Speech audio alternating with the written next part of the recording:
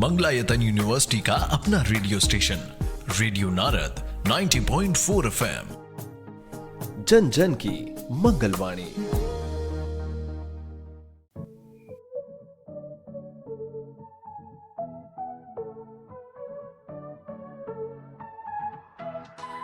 स्वागत है दोस्तों रेडियो नारद 90.4 FM से। मैं हूँ आपके साथ आरजे याशी और प्रोग्राम शुरू हो गया है ज्ञान सागर। जी हाँ दोस्तों, जिसमें हम आपके ज्ञान को करते हैं और भी ज्यादा उजागर। दोस्तों, आज जहाँ बदलते वक्त के साथ दुनिया आगे बढ़ रही है, वहीं बढ़ते हुए विकास ने प्रौद्योगिकी से लोगों की जिंदगी को खूब आसान बनाया है।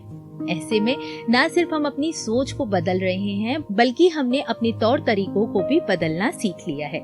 और अगर हम ऐसा ना करें तो ये कहावत तो आपने सुनी ही होगी कि बदलते वक्त के साथ अगर आप नहीं बदले तो लोग आपको कुचल कर आगे बढ़ जाएंगे।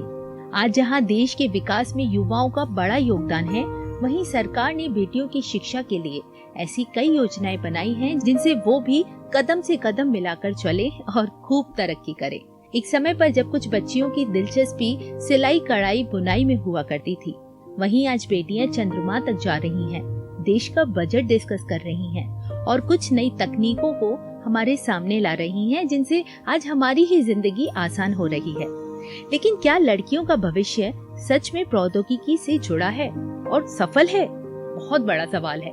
और इस विषय पर और भी विस्तार से जानकारी देने के लिए, हमको समझाने के लिए आज हमारे साथ मौजूद है एक ऐसी शख्सियत जिनको शिक्षा के क्षेत्र में लगभग 7 साल का तजुर्बा है, जिन्होंने 30+ सेमिनार एंड कॉन्फ्रेंसेस अटेंड भी किए हैं, जिनके नेशनल और इंटरनेशनल लेवल पर 11 रिसर्च पेपर और 2 बुक पब्लिश हो चुकी हैं, जो खुद IEEE की मेंबर हैं और आज जिनके सुपरविजन में बच्चे PhD भी कर रहे हैं।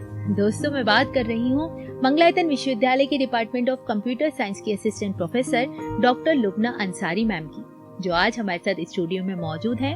तो चलिए बिना देरी किए उनका स्वागत करते हैं। लुबना मैम, आपका बहुत बहुत स्वागत है रेडियो नारद 90.4 FM में। बहुत बहुत धन्यवाद आपका याशिका जी, मुझे यहाँ बुलाने के लिए और मेरा इतना सुंदर परिचय देने के लिए आपका बहुत बहुत धन्यवाद। जी मैम, आप डिजर्व करते हैं। इसी के साथ लुबना मैम, जहाँ लड़कियों के लिए आज विभिन्न क्षेत्र खुले हैं, वहीं आपके रिकॉर्ड के अनुसार कितना प्रतिशत लड़कियाँ टेक्निकल के क्षेत्र में अपना भविष्य बना रही हैं? जो प्रतिशत लड़कियों का तकनीकी क्षेत्र में है वो काफी कम है। अगर मैं बात करूं 2024 की, तो सिर्फ 33% ही महिलाएं ऐसी हैं जो तकनीकी क्षेत्र में हैं। इसका मतलब ये हुआ कि हर 10 लोगों में से सिर्फ 3 लड़कियां हैं जो कि तकनीकी के क्षेत्र में हैं। 2022 में ये प्रतिशत बहुत कम था, 27% था और धीरे धीरे ये बढ़ रहा है। और अगर हम इस तरीके से बढ़ाएंगे तो शायद जेंडर इक्वालिटी की जो हम बात करते हैं वो हम कभी भी ना पहुंच पाएं। तो उसकी वजह क्या है? मतलब क्या लड़कियां नहीं चाहती या उनको मौका नहीं मिल रहा है?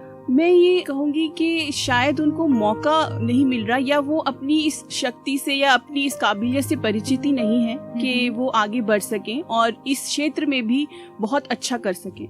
हम अगर हर साल 5% भी लड़कियों को तकनीकी क्षेत्र में बढ़ाएं, तब भी हमें कम से कम 12 साल लगेंगे कि हम ये कह सकें कि इस फील्ड में, इस क्षेत्र में लड़का और लड़की बराबर का नंबर है। बहुत सी कंपनियां ऐसी हैं जैसे एप्पल, जिसमें सिर्फ 24% महिलाएं हैं। अगर फेसबुक की बात करूं तो वहाँ पे सिर्फ 25% ही लड़कियां हैं जो टेक्नोलॉजी की फील्ड में हैं। तो इन सब रिकॉर्ड से, सब डेटा से हमें पता चलता है कि अभी भी महिलाओं को उजागर करना बहुत जरूरी है कि वो इस फील्ड में भी अपना करियर बना सकती है। जी मैम, वहीं टेक्निकल के क्षेत्र में अगर लड़कियों की मैं बात करूं तो क्या क्या अपॉर्चुनिटीज अवेलेबल है उनके लिए?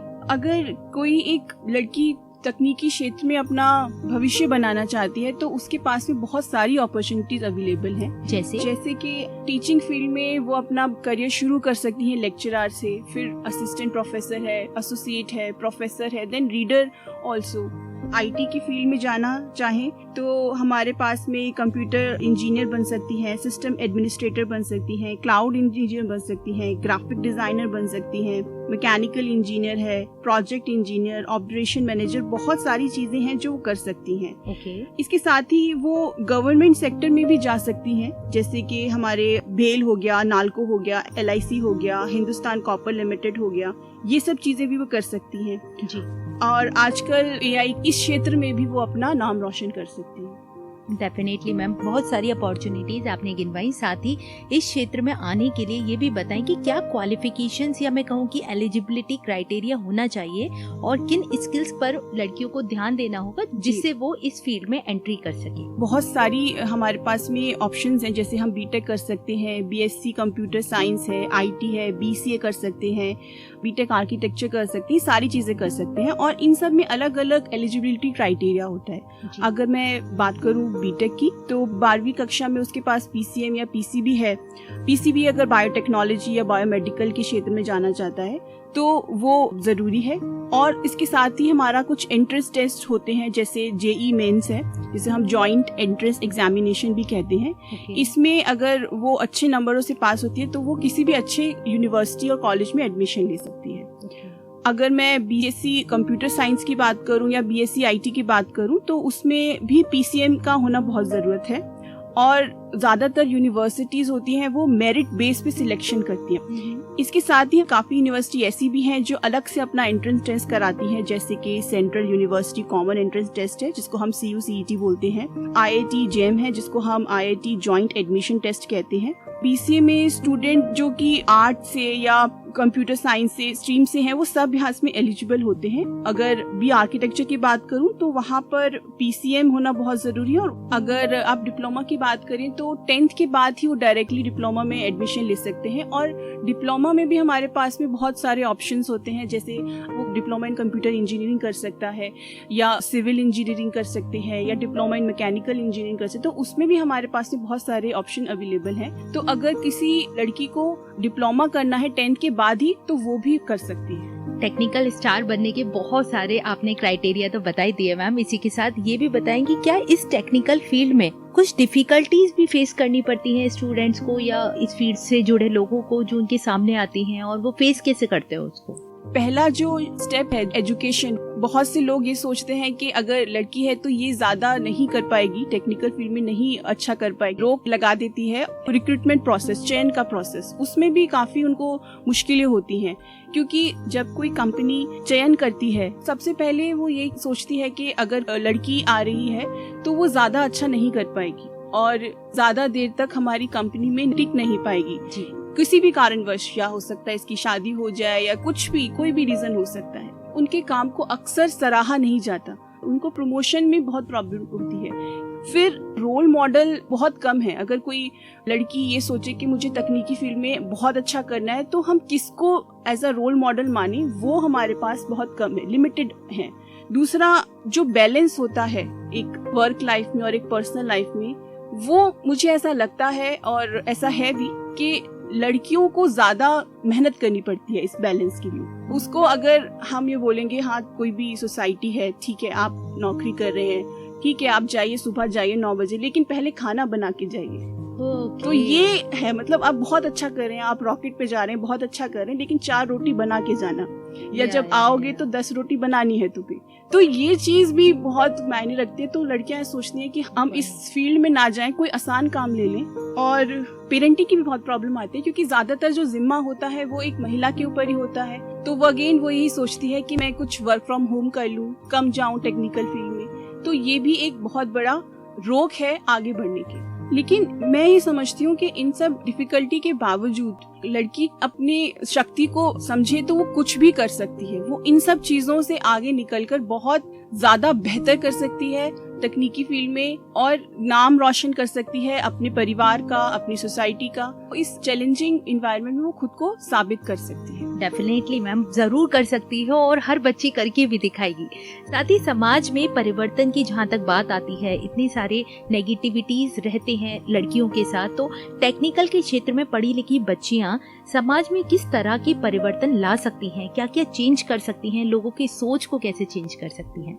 मैं सोचती हूँ कि अगर कोई लड़की पढ़ी लिखी है तो वो समाज में होने वाली बहुत सारी समस्याओं को खत्म ही कर सकती है।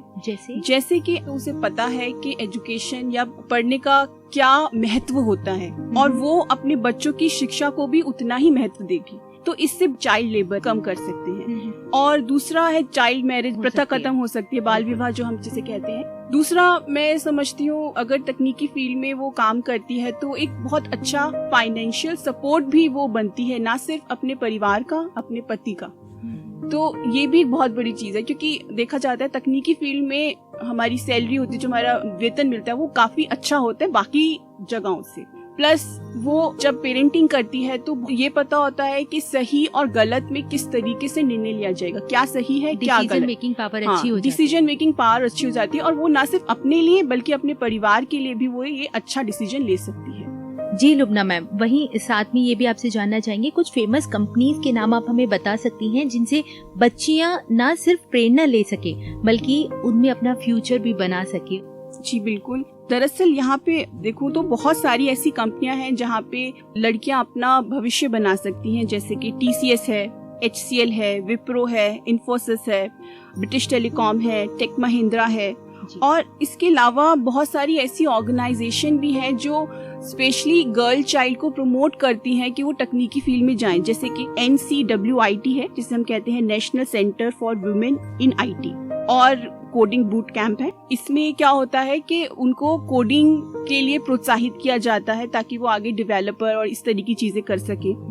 एक डेव पॉइंट है, ग्रे कैंपस है, कोडिंग डोजो है, आयरन हैक है।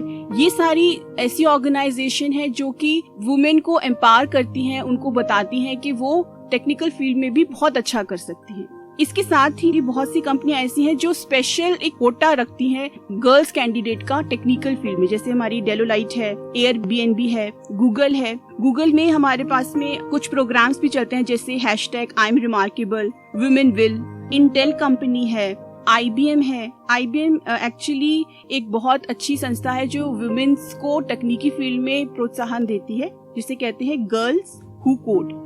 तो ये उसके साथ में पार्टनर है, तो जब भी कोई गर्ल कैंडिडेट आती है तो उसको इक्वल अपॉर्चुनिटी के साथ साथ बेटर प्लेटफॉर्म प्रोवाइड कराती है। एक सिक्योरिटी पर्पस का सवाल आपसे करना चाहूंगी मैम, जिस तरह की IT कंपनीज हमारे भारत में हैं वो ज्यादातर साउथ इंडिया की तरफ मूवेबल है, मतलब सारी लैब, सारी टेक्नोलॉजीज 80% साउथ इंडिया की तरफ शिफ्ट है। तो ऐसी सिचुएशन में पेरेंट्स की इनसिक्योरिटी बहुत होती है, स्पेशली फॉर गर्ल चाइल्ड, कि क्या मेरी बच्ची वहाँ जा रही है तो वहाँ सिक्योर रह पाएगी, नहीं रह पाएगी, वहाँ पे उसको क्या क्या सिक्योरिटीज, फूड, रूम सर्विसेज, वो सब क्या मिलेगा। और नॉर्थ के पेरेंट्स साउथ भेजने के लिए थोड़ा सा इनसिक्योर रहता है, पता नहीं वहाँ के लोग कैसे होंगे, कभी नहीं मिले। उस बारे में आप क्या कहना चाहेंगे? आपने बिल्कुल सही कहा याशिका जी, काफी कंपनीज ऐसी हैं जो साउथ बेस्ड हैं, और जब जॉब लगती है, नौकरी लगती है, तो गर्ल चाइल्ड को ऑब्वियसली वहाँ पे जाना पड़ता है। लेकिन इसमें घबराने की कोई भी जरूरत नहीं है, क्योंकि ये जो कंपनी होती है ये सबसे पहले गर्ल्स को बहुत सिक्योर एनवायरनमेंट प्रोवाइड करती है, और उनका अपने अंदर ही रहने के अपार्टमेंट्स होते हैं जहाँ पर वो रह सकती हैं। अगर हम खाने की बात करें तो उनकी 24 क्रॉस खाने का मेस होता है, कैंटीन होता है जहाँ पर वो खा सकती है। वो खुद से भी बता सकती है कि ये नॉर्थ इंडियन चाहिए, मतलब इस तरीके का भी वहाँ पे फैसिलिटी होती है।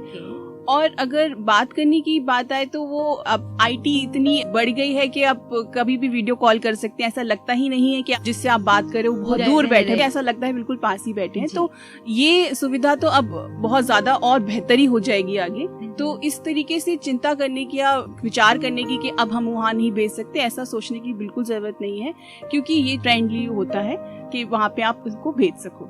ओके, तो एक आखिरी सवाल और आपसे करना चाहूंगी, जो श्रोतागण इस वक्त आपको सुन रहे हैं, आप उनको अपनी ओर से क्या संदेश देना चाहेंगी? जो हमारी लड़कियां हैं वो तकनीकी फील्ड में अच्छा कर रही हैं और बहुत अच्छा कर सकती हैं अगर उन्हें हम बहुत अच्छा सपोर्ट दें, उनकी बात को समझें, और जितना हम सपोर्ट अगर किसी लड़के को करते हैं उतना ही अगर हम किसी लड़की को करें तो मुझे ऐसा लगता है कि वो लड़के से बहुत बहुत बहुत बेहतर तकनीकी फील्ड में अपना नाम रोशन कर सकती है। बहुत ही अच्छा संदेश दिया है लुबना मैम आपने। दोस्तों, वैसे तो तकनीक हमारी दिनचर्या का हिस्सा बन गई है, लेकिन आज के प्रोग्राम से हमने जाना कि उसे कैसे, कब और कितना इस्तेमाल करना चाहिए।